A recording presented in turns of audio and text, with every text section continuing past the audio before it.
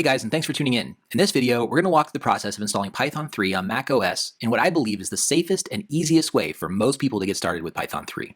We'll be using a package called Anaconda. Anaconda is most commonly used by the scientific computing community, people like data analysts, data scientists, machine learning engineers, statisticians, etc. But don't let that scare you away. It's actually quite easy to use. So let's just start out by going to anaconda.com, which we are already at. Click Products, and then go to Individual Edition. Click Download, scroll down for you. And then we're going to install using the command line installer. So this is Python 3.7 Mac OS 64-bit command line installer. Okay, so it's a fairly large file, so I'm going to let that download and fast forward the video. Okay, so it's done. It gives us a little warning, says this type of file can harm your computer, but I actually trust Anaconda, so I'm going to keep. All right, so the download is complete. You're going to start by opening up your terminal. All right, and we're done with this. We don't need this anymore. All right, so we're going to type in the following command. Assuming that this downloaded to your downloads folder, we're going to type in bash downloads Anaconda 3 2020-02 Mac OS X. And we can just hit tab. It's going to ask us to do that. And we're going to hit enter. In order to continue the process, we have to review the license. Press enter to continue. All right, so we'll just go through the license. Say yes. Anaconda will now be installed in this location. That is fine. I will hit enter to confirm. All right, so one thing to take note of is that for changes to take effect, you must close and reopen your current shell. So we'll go ahead and do that. All right, and let's go ahead and change to bash. And let's see if it installed correctly.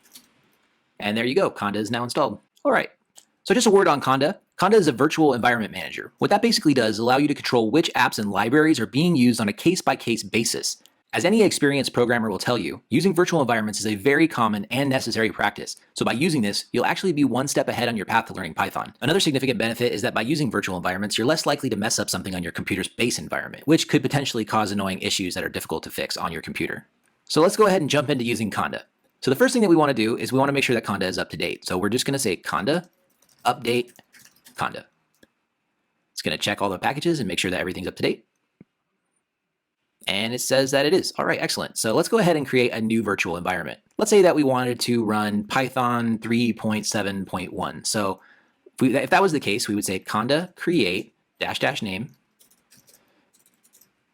If I can type right. And we're going to call it pi.371. That's just the name.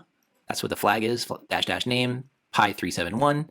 And we're going to use Python equal to 3.7.1. All right, so it's telling us that it's going to be installing all of these things. We say yes, and it gets underway. So I'm just going to let this run for a moment. Excellent. So now that it's done, it says to activate this environment, please use conda activate pi371. So let's type that in.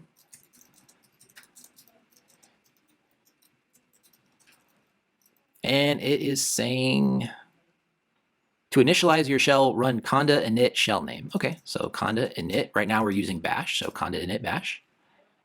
It also says that we may need to close and restart our shell after conda init, so we'll do that.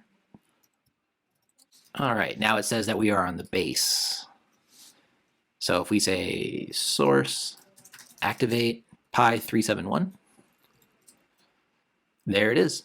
What's really cool about this is that the base environment is the environment of your actual computer. So if you're in there and you're doing some weird, risky stuff, you're not sure what you're doing, there's a possibility that you can mess some things up and just cause trouble for yourself down the road. Nothing you can't fix probably, but it's still kind of annoying when you mess something up that you didn't mean to. By using this environment, the pi371 that we just created a moment ago, you're insulating yourself from messing up your base environment. Doesn't mean you can't do it, it just makes it a lot less likely. So let's go ahead and clear this up.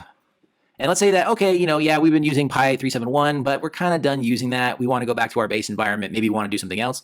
You just say conda deactivate. And then we're back to base. You can see that it says base right here. Let's actually go back to pi371. So let's go conda activate pi371. And let's say that in this environment, we actually wanted to install a library. Let's say that we wanted to install the requests library for Python, which is a common library used to communicate with the internet. So let's clear this up. And now we're on, just to make sure, we are on pi371, which is the name of the environment that we created. And we're going to do conda install requests.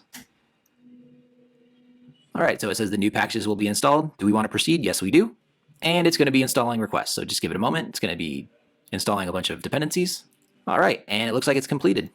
So we did install requests, but we want to make sure that we installed requests. So how do we do that? All you have to do is type in conda list. That will show you everything that's been installed in the virtual environment. So we can just take a look, and here it is, requests, right here. We know it's been installed. All right, guys, I hope that was valuable for you. If you enjoyed it, please go ahead and give me a thumbs up and subscribe if you want to see more content from me. And go ahead and leave a comment below if this didn't work for you or if you ran into any problems. That way in the future, I can make better videos. Thanks a lot.